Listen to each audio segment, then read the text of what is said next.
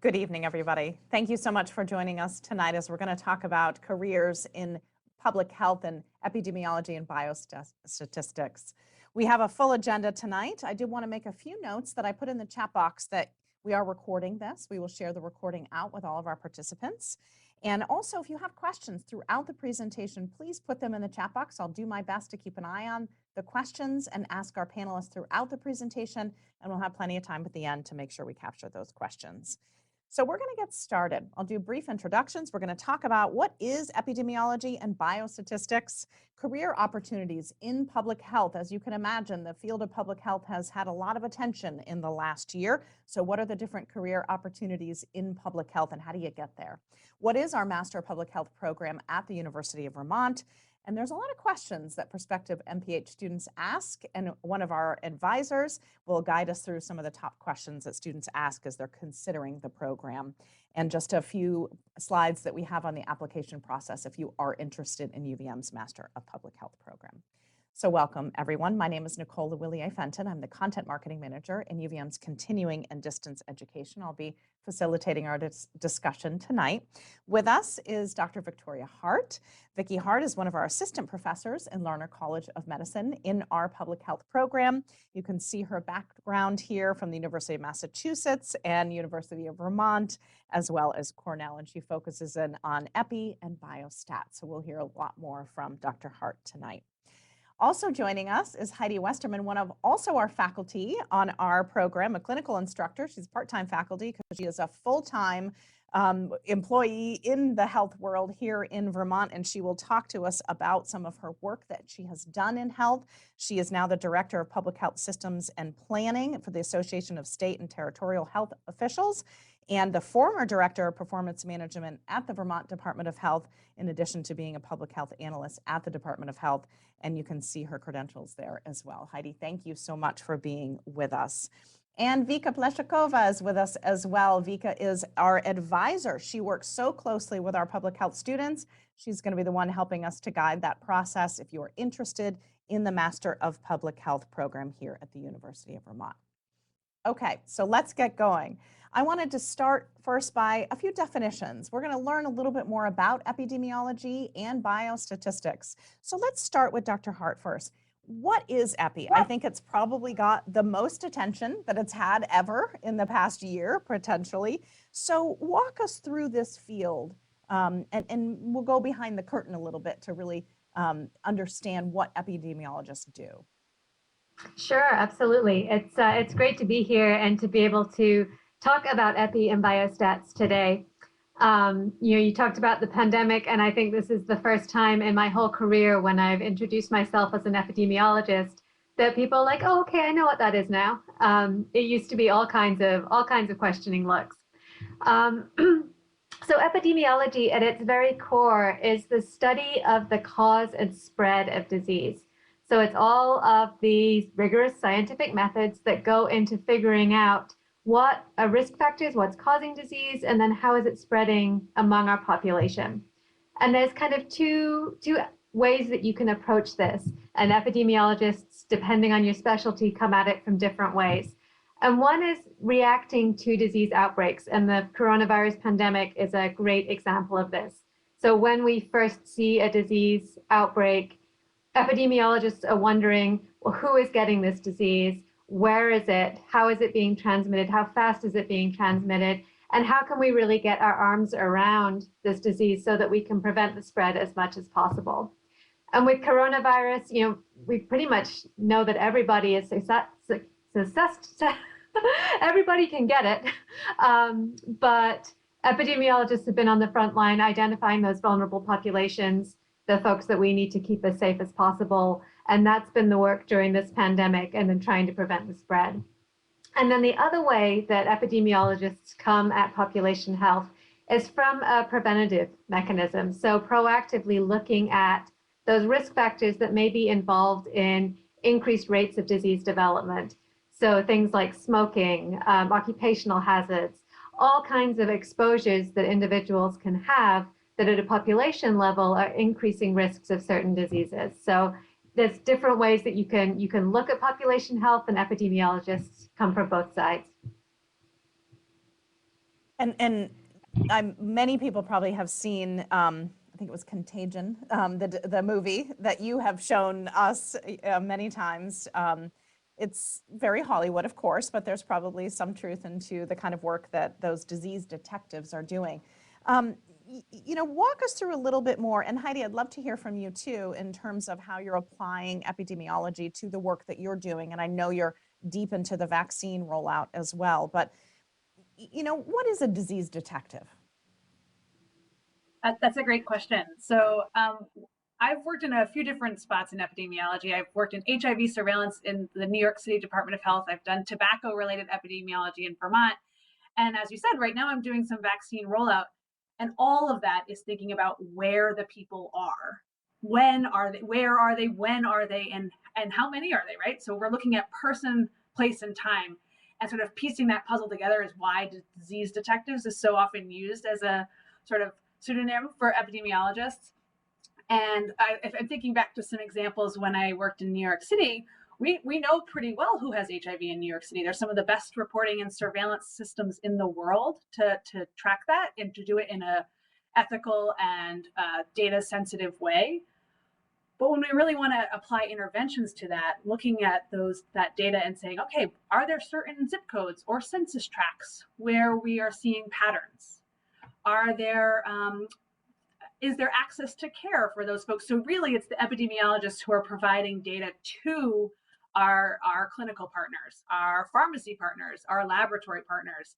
And together that's creating public health strategies and solutions to maybe mitigate some of the negative impacts of disease on populations. Dr. Hart, did you want to add anything to that? Because I know the two of you could probably talk about this all evening. I think we certainly could. The piece I want to add to it is, I think, a piece that sometimes gets lost in epidemiology, which is epidemiologic methods are really the backbone of all of this research. So as we're looking at population health, it's very different from lab science. And a lot of times we're observing people's behavior. We can't control it, but we're observing what they're doing, what happens, what might be putting them at risk. And that means that our studies are very susceptible to bias. Who is involved? Who can we get data from? How can we get their data? A lot of times our data is self-reported from individuals, so there's biases associated with that. And the epidemiologic methods that we learn and that we talk about and that we employ are really designed to create the most scientific, rigorous, and evidence-based results that we can get so that we can put interventions in place and get the outcomes that we hope to get. So it's really a very methods-driven field in this pursuit of better population health and understanding disease and the spread of disease. Great, thank you for sharing that information too. And I think especially when thinking of the vaccine rollout that Heidi's doing, the education and communication component to that, I'm sure, is paramount to being successful. Epidemiologists, I think between the two of you, you've listed a lot of different things from the academic side to in practice in a variety of different roles that we saw back on Heidi's slide.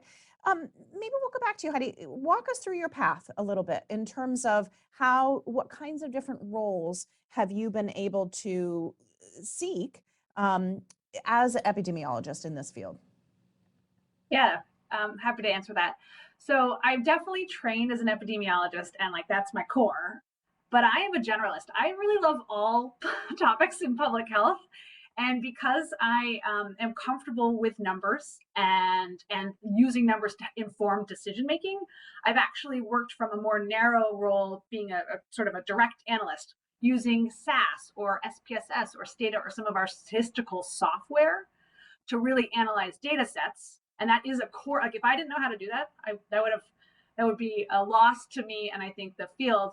That's really where I started and where you gain a lot of skills in a program like UVM's MPH program, some of those basic biostatistics. But that can expand. And for me, that is what happened, right? I started working a little bit more in program evaluation and performance management. And that means not just looking at population health data, but also looking at how effective are our public health programs. And so today I am actually by some terms, a supply chain logistics manager, and I can tell you where every dose of every vaccine is in the state across multiple pharmacies and hospitals. That's not epidemiology, but like my comfort and my understanding of the geography of Vermont, of the partners, and of timing and sequencing are all epi skills that I was able to apply to vaccine implementation. Never in a million years would I have imagined that, but it did, looking back, it's sort of a logical progression, especially for someone like me who is a generalist who enjoys multiple public health topics and is willing to kind of look across systems for patterns. Wow, thank you so much for sharing that experience. Vicki, do you want to also just give a little bit of your perspective, because you teach in this field as well as working in the field? Yeah, absolutely. You know, Heidi said that she trained in epidemiology and that's where she started, and I have completely the opposite story. I trained in mechanical engineering because I like math and science. And if I'm 100% honest, I didn't really know that epidemiology and biostatistics in the field of public health existed when I was, you know, going to my undergrad degree and trying to figure out what I wanted to do with my life. And I came to public health through statistics. I got really interested in manufacturing process control. I went back to school for statistics and took an epidemiology class. And so statistics became biostatistics, which then turns into my Ph.D. in epidemiology. So I really come from a very quantitative background. And, you know, like Heidi, my focus has expanded, but I've stayed very much in the methods and the stats realm. And that's really what I enjoy teaching. And then, you know, I worked as an independent consultant for a while in biostatistics and study design. So helping public health organizations design studies to do good data-driven, evidence-based research, and then helping analyze those data. And as I was working with them and, you know, teaching them some of these skills, I realized how much I enjoy teaching, and that's how I came to this position here in a teaching role with Epi and Biostats. But I still do a lot of work through my work here at UVM with rural health practices, working on research design. When they have a question, they want to know something about their patient population, and they have a question and want to figure out, you know, can we do some research around this? Can we understand better what's going on? I can support them in designing a solid research study that will give them the data that they'll be able to take action on later down the road. Which leads perfectly into the slide. As you started talking about biostatistics and the work that you do, I thought, well, let's touch on that. So we've defined epidemiology, looked at some of the different career paths and career opportunities and work that is done, but I feel like that biostatistics is almost the foundation of epi. You know, you need to have, they work so well together. Can you maybe unpack that a little bit for us, Dr. Hart? And then Heidi, we'd love to hear from you, because you made a great comment earlier when we were just chatting amongst ourselves before we started that, you know, embrace the enthusiasm towards math and statistics. So let's start with Vicki and then we'll go to Heidi next.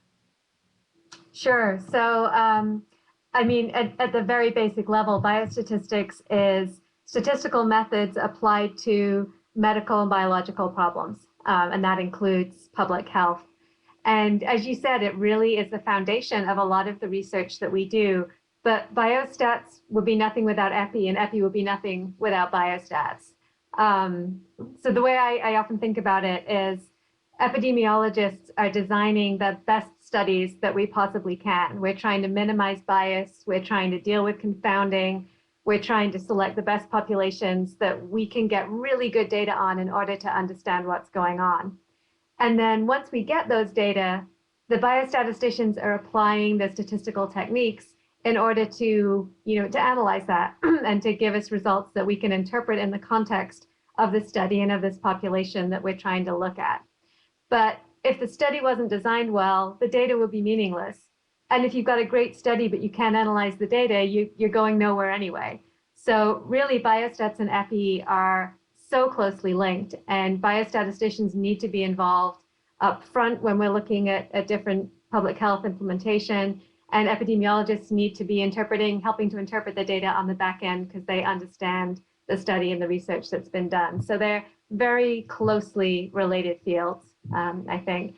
And yeah, I'll pass it over to Heidi because I mean, Heidi's really involved in surveillance, which is a lot of where we get are large amounts of public health data from. And that's a lot of what we use to analyze and really understand in large populations what's going on. Yeah, thank you, Dr. Hart. So yeah, surveillance is about counting. So when we talk about math, I learned how to do modeling. I think I wrote my MPH thesis on logistic regression. I do mostly addition and subtraction these days, and sometimes division, I will say. Sometimes we want to know the percent of the population that we've reached, or the proportion of, X, Y, or Z. But I think that comfort with the numbers and math is important. If that is not an area of comfort for you, perhaps public health policy or other areas of public health could be a good fit. But I want to stress that it is not calculus all the time, and it doesn't have to be. So I think there is a fit for many people in biostats and epi, that as long as you have some, and you're sort of like, you care, like, what did the data tell us? If you're not wanting to make, I think there are a lot of us wanting to make data-driven decisions, especially in 2021 when we have big data, right? Amazon is making decisions based on data, and government, and we are. In fact, I'll share that Vermont's governor has been so data-driven in the COVID response that there's a daily dashboard with multiple statistics that come from a variety of public health data sources to inform the planning for COVID implementation.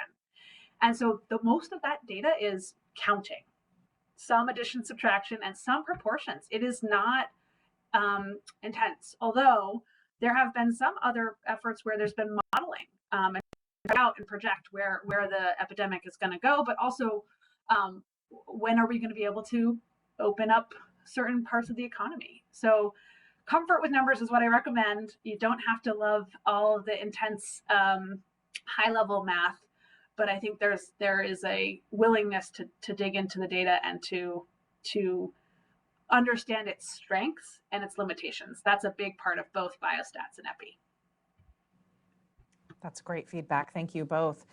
And I think that's a great launching point to talk about what else can you do. We focused tonight on epidemiology and biostatistics, but and as you said too, Heidi, generalist. We'll talk about that in a second. How our program really helps graduates be a generalist in public health.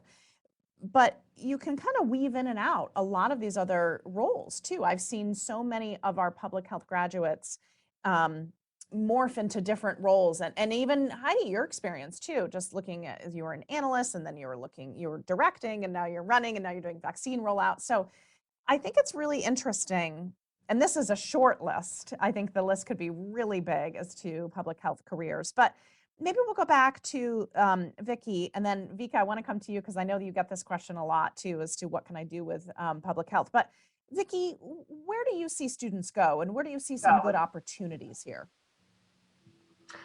One of the amazing things about public health is that it is so broad. I mean, it covers everything from policy to the quantitative sciences, but to the environment, to global health. All kinds of different careers can come out of a public health degree, depending on your interests and what you really want to do.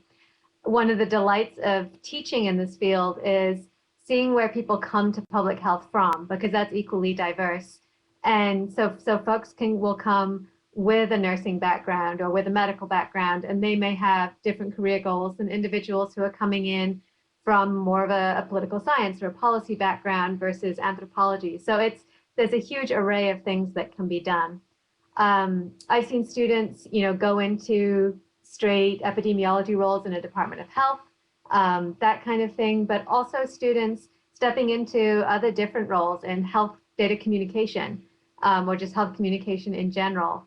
Program evaluation is a really big field that, as we move forward, we put all these wonderful public health interventions in place, but as Heidi alluded to a little bit earlier, how do we know that they're working? You need people being able to go in, understand the intervention, and be able to understand if it's doing what it said it was going to do in the first place. So that's an area in which you can use data skills. But on the policy side, there's all kinds of different field, and that's not my area of expertise, so I don't want to speak to it too much. But some of those listed on the slide here are excellent ways that you can get involved in health policy. And we know as a society that our health policies probably need to change quite a bit. So there's a lot of work to be done there by people who understand public health. Great, thank you for that perspective. I wanted to jump over to Vika as well, because one of the things that we love to talk about in the Master Public Health Program UVM is this slide, is the academic and career coaching, is the guidance that you provide to students, Vika, on what courses they should take, what are their areas of interest, and then also if you wanted to share the career coaching aspect that we have that is an opportunity for existing students and alumni in our program. Sure. And as both Heidi and Dr. Hart mentioned, this is a generalist program, so we do not offer concentrations. And besides epidemiology and biostatistics, which are the quantitative aspects of public health, we will cover other areas like healthcare management, policy, leadership, and advocacy, environmental and global health. And then if you're interested in one of those fields and we would like to take it a little bit deeper, then we can help you pick electives, which you will have 3 electives to choose from, to concentrate in a specific area. So you create your own mini concentration. And you will also have personalized advising. So besides me having you'll have me as a program advisor, you will be assigned a faculty advisor. And so Dr. Hart is one of them. And so if you're interested in epidemiology and biostatistics, I will be more than happy to assign Dr. Hart to you as your faculty advisor, so you can go to her for all the questions pertaining specifically to the field. So besides of the field advising, we provide you with personalized advising on, of course, your course planning, registration, any questions you might have about processes and policies at the university in general. We also have a career coach that helps our students with resume writing, cover letters, interviewing skills, even salary negotiations. And so we have created a large network of MPH alums, and I think our LinkedIn group is up to 150 students right now. And so it's amazing how they all connect with each other, and sometimes the students are from across the country, and we were able to connect students who were in the same state, for example, so they were really appreciative of that. And we do have students coming from different backgrounds: anthropology, nursing, some liberal arts. We have health science major now at UVM, so we're seeing students coming from there. Otherwise, there's no you don't need any prerequisites. Like Heidi said, you do have to be friendly with math and not to be afraid of it, and have a basic understanding of science before you jump into MPH. Otherwise, it can be for anybody, as long as you're enthusiastic and you're interested in it. We communicate with students mostly online and via phone. This program is entirely online and is offered asynchronously, which means you do work on your own time. You do not have to be logged in at a certain time of the day of the week. So that offers a lot of flexibility for most of the students who are working full-time, have families and other obligations. And I have a scheduling. My appointments usually last about 30 minutes, and we can talk on MS Teams, Zoom, via phone. We can share screen, come up with a plan for you, and any other help you might need. And also you would be working with a career coach, and her name is Heather, and you will meet her during the orientation before you start in PH. And she will also be helping you with your applied practice experience at the end of the program. Great. There's a lot that goes into the support for our students here. And I saw Tiffany did ask about the webinar recording. Kelly answered it on our side. Yes, we will absolutely share the recording out with everybody. So let's talk a little bit more about the Master Public Health Program. And Heidi referenced this, and I just wanted to come back and have Vicki share, what does that mean as a generalist program? And Vicki, maybe just explain that. And we don't need to go through all the different credits. You can see that on the screen. But just why do we prepare our graduates through a generalist program? We chose to maintain our MPH as a generalist program because, and we kind of alluded to this throughout the discussion, that even if you're an epidemiologist, for example, you end up touching so many different parts of public health. And so we really want our graduates to leave the program with an understanding not just of a specific piece of public health, but how that piece touches the whole health system and how they can apply themselves, with skills in a certain area, but to other parts of the health system and creating healthy populations. So it was a very conscious decision to maintain a generalist program. We have areas of excellence that I think we'll talk to in another slide, but making sure that all of our graduates graduate with strong quantitative skills, with an understanding of health policy and law and ethics and social determinants of health, and some of the other key pieces of a public health degree that will allow them to go out and be useful participants in the public health world, and then can specialize in other areas, as they choose to, as their careers develop. But they'll have a core foundation.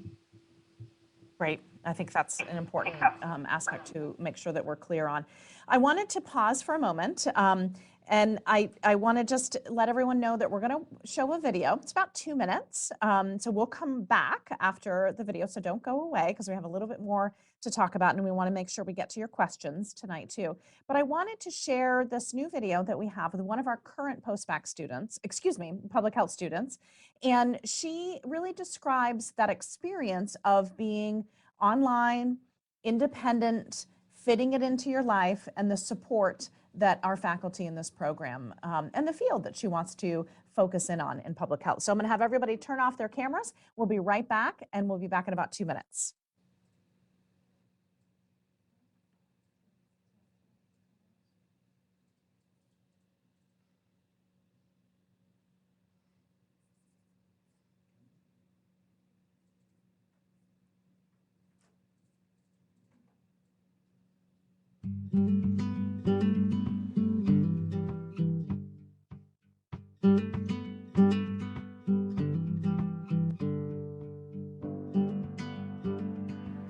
UVM does a lot more to consider the fact that the experiences of their public health students will be different.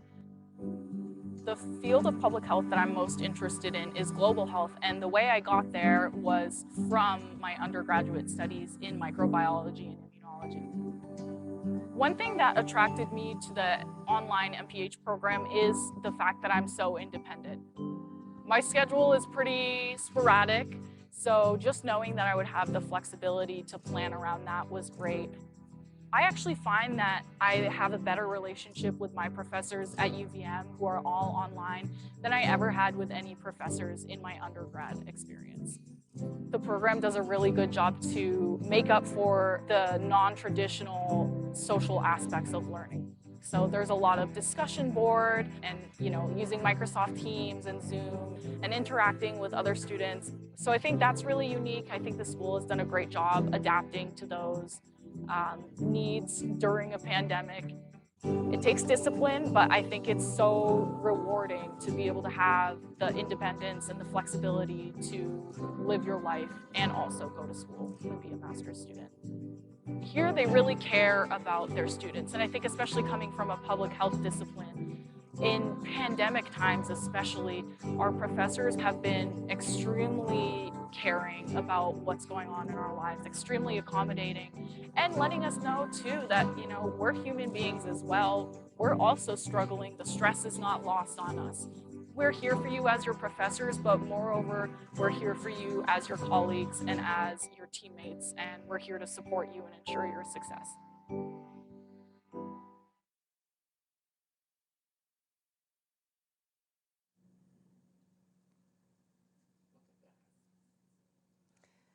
Hopefully that gives everyone a little glimpse into what student life is like through our public health program and how incredible our faculty are. And that includes you, all three of you as well. So I just wanted to come back and offer up any questions that people may have. We'll have a few minutes here to answer those questions. If there's something that we didn't get to tonight, or you had a question afterwards, we'll put up our email address into the chat box. And please do send us an email. We also have chat on our website that you can talk to our advisors in addition to email. So Vicki, you touched on this, and I think this is a great way, and Heidi referenced it too, that you have such a strong foundation of public health knowledge. And I can give an example too. I was interviewing a gentleman who's in our public health program, but he's on the path to becoming a doctor. And he really feels like public health is so important to his career as a physician. And because you're going to see and look at things through a different lens, with the public health lens as a physician. So maybe just come back, Vicki, and talk about the importance of that foundational knowledge. Yeah, absolutely. And I love that example because if nothing else, this pandemic has shown us the incredible ties between public health and clinical science, that one really can't function without the other. And that, for future clinicians, having a public health background is incredibly beneficial because really the two are so married together. As you can see on the slide that, we do offer a very core foundational generalist program, but there are certain areas in which, if you are interested, like the student on the video was interested in global health, we offer electives in that area that you can sort of pique your interest over to that side. Environmental health is very strong. We have classes on the public health impact of climate change, which is something that we're all going to be dealing with, whether we like it or not, over the next several years. And it's important to understand that and have people trained in what that's going to mean for the health of our populations, domestically and internationally as well. And then health leadership and policy and the quantitative public health sciences. And again, you have a core foundation, but then there's all kinds of different electives that can guide you down one of those paths if that's something that you're interested in. And I'll turn it over to Heidi just to talk a little bit about her public health surveillance course. It's one of our electives and how that marries into epidemiology, biostatistics, but also other areas of public health. Yeah, thanks, Vicki. So I love my public health surveillance course, and it is a privilege for me to get to be working full-time in public health, but then also get to be a little bit academic and teach a course that I'm really passionate about. So that's my career development, right? My professional development as an ongoing learner and getting to contribute as part of the greater UVM learning community. My surveillance class was born out of a class I took 10 years ago and wanted to think about more. And it really is it's a peek into many different surveillance systems, whether that's the behavioral risk factor surveillance system that calls people on the phone and asks them about smoking and physical activity, or vital records, in my opinion, the single most important surveillance system we have. Are you born? Did you die? How? And so I cover a little bit of all the topics. And I think those data systems are what biostatisticians and epidemiologists build on. And so that's why it's a great complement to what Vicki was sharing about the other courses. Great, thank you so much. And I want to maybe, Heidi, stick with you for just one second. There's a great question here as well. Norel says, I'm a clinical social worker and interested in public health. What steps can I take to get involved in careers related to public health and epidemiology? Oh my gosh, that's such a great question. So I will share another bias of my own, which is that both mental health and other upstream determinants of health, such as poverty, education or lack thereof, racism, classism, sexism, are all things that we are talking about in a field of public health more than we ever have, and we still need to do more. But with that mindset, social work overlaps deeply with some of our public health strategies. And usually we think of social work and associated maybe interventions as a little bit more on that qualitative side, as opposed to the quantitative side of biostats and epi. But I think and I've seen in some of the work I've done with states across the country, that the planning for assessments, right, community health assessments that are really sort of grounded in looking at data that is both quantitative and qualitative. Social workers have been part of that at the community level for many years and can really provide valuable perspective, especially if you complement that with some biostats and epi coursework. I think you would bring the right questions to a community planning type effort. And that's just one example of how that qualitative and quantitative data can inform both, whether it's community health assessments and improvement planning, or sort of more program specific planning and evaluation. Great. Thank you so much for that question and that response. I wanted to come back to the next question. Vicki, let's answer this one, and then we'll get over back to Vika and have a little bit more of the logistics here, and then we'll come back and finish questions. But the question, I'm a pharmacist looking to learn more about public health. How can I augment my pharmacy knowledge with public health? What do you think, Dr. Hart? Again, a fantastic question. And I love, hearing people who are in pharmacy backgrounds, clinical backgrounds, different medical fields, really taking an interest in public health. So it's a great question and really, really good to hear as well. I think, one piece of this question is, where can I look to learn more about public health? If you're not ready to enroll in a degree program, there are some great online resources to learn just a little bit more about public health, and UVM has some of those. But I think to go off what Heidi was just saying as well, that there's areas in which pharmacy intersects with public health. And so seeking out those areas and individuals that you might know in your network in those areas, and finding out more about what they do and how they have pivoted, from maybe a pharmacy field into more of a public health related field. So I would, and this is something that I say to all my students who are interested in career advice, is looking in your network to figure out, who is doing the type of work that I'm interested in doing. And then spending some time talking to those individuals and finding out how can what I'm doing now pivot or intersect with what I'm really interested in learning more about or curious about. Great, thank you, and thank you for that great question as well. Vika, I want to come back to you because these are the questions that you answer all the time with our prospective MPH students. So let's just touch on these briefly to make sure that we're answering these for any of our folks tonight. Sure.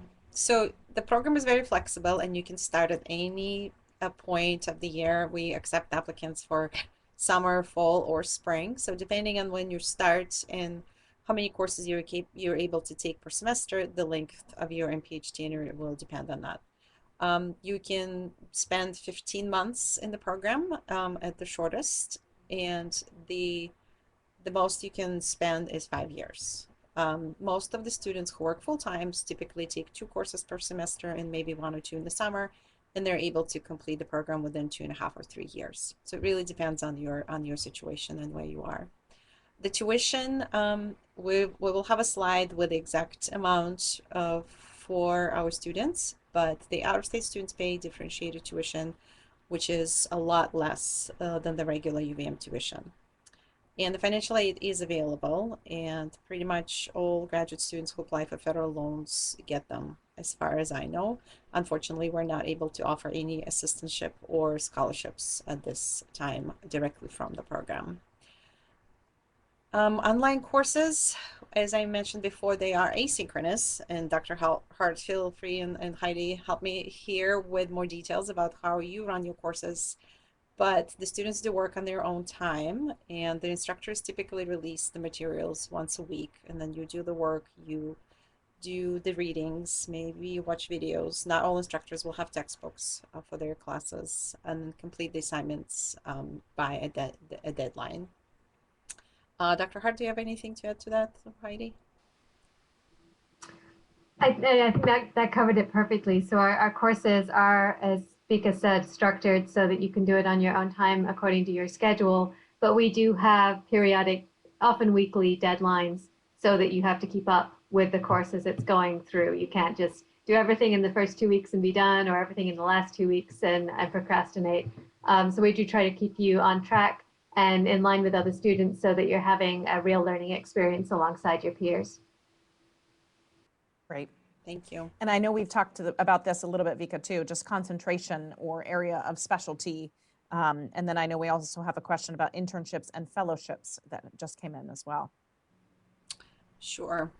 There are no fellowships, but we do share any internship opportunities with our students if they come our way, be it from the Vermont Department of Health or elsewhere. And you will also have a small internship at the end of your program, which we call the applied practice experience, where the students have to devote at least 20 hours in an organization of their choosing and work with our career coach on going through that process.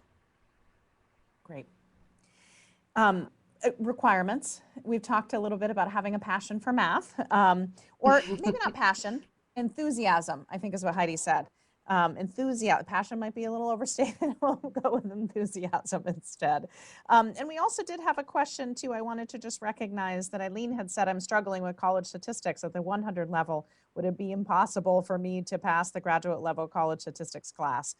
So Vika, maybe weave in a response to with some of the admissions requirement. Sure. We would probably look at your transcript as a whole. We won't focus on just if you get a bad grade in science or math.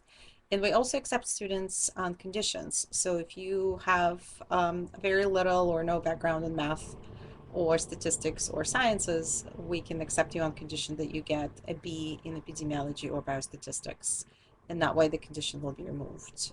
But Dr. Hart, maybe you'll be able to answer if you're familiar with the statistics courses at UVM, and if it's a 100 level course, I assume it's not calculus based and the students should be well prepared for biostats.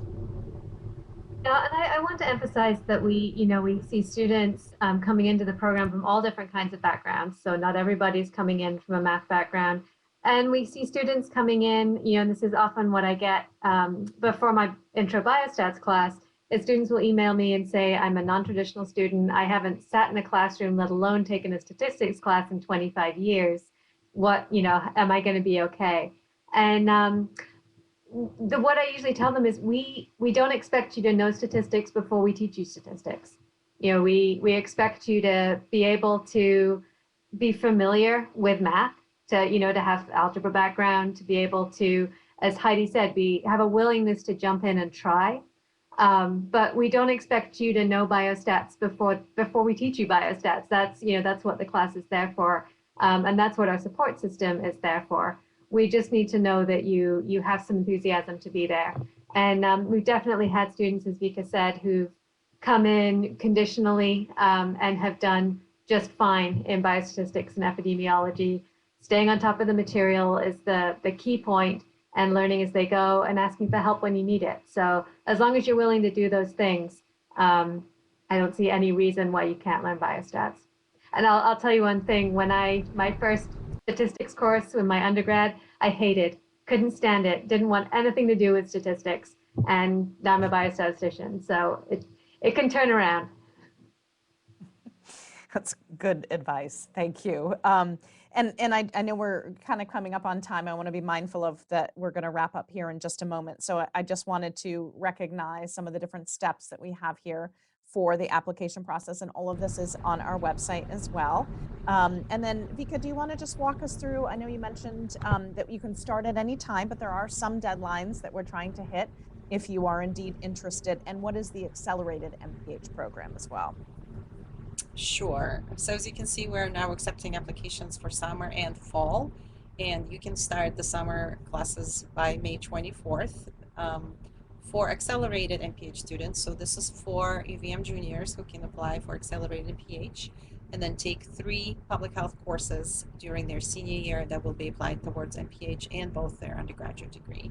So the deadline for those students to start in the summer is April 1st, and if they'd like to start in the fall, it's May 15th. As you can see, the tuition is $683 per credit for remote residents and $927 for out of state, and the financial aid is available, as I mentioned before. Awesome. Thank you. What a great opportunity for juniors at UVM as well to get both degrees. That's so amazing. I wanted to come back and either Heidi or Vicki, whoever wants to answer this, but we have a question from Heidi. What are some examples of roles that the environmental scientist career includes? Are there opportunities for laboratory research within the umbrella of epidemiology and public health? I don't know who wants to take that one first. I can let Vicki chime in, although I will say I am as much of a generalist as I claim to be. I am not a lab person. Like pipettes are not my thing. So I will own that. But I do know many epidemiologists, and more so in the environmental health realm, who do a little bit more of a mixed sort of field work or lab related work connected to their epi. And toxicology is an important sort of science that supports environmental epi.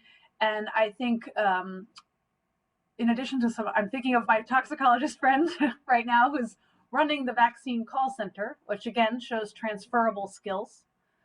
But I'm also thinking about so many of our climate change scientists who are working and can coordinate laboratory science with some of the more environmental work. But Vicki, happy to have you add to that.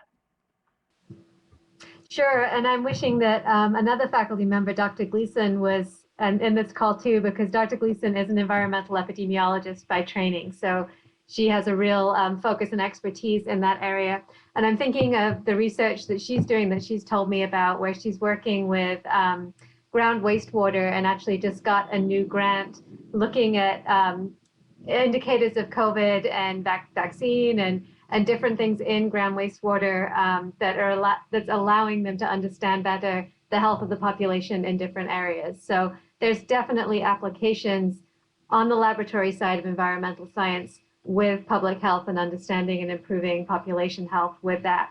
I can't speak to the lab side of it too much, but again, on the climate change piece, that's going to be a huge part of public health going forward. It's something that we can't avoid and shouldn't avoid. And so there will be a lot to understand with the impact of climate change on health of our populations around the world. Great, thank you both, and thank you for that great question as well, Heidi. Hopefully we've answered questions for you this evening. If there is something else that you are thinking about afterwards, please do chat with us on the website, send us an email, let us know if there's something that we can answer. But hopefully this has been an enlightening conversation about peeling back the layers, looking at epidemiology and biostatistics in terms of what it is, the training, and then the career opportunities. Thank you, everyone. Thank you, Vicki, Vika, Heidi. We really appreciate your time tonight, and have a wonderful evening. We'll send out the recording in another week or so. Have a great night.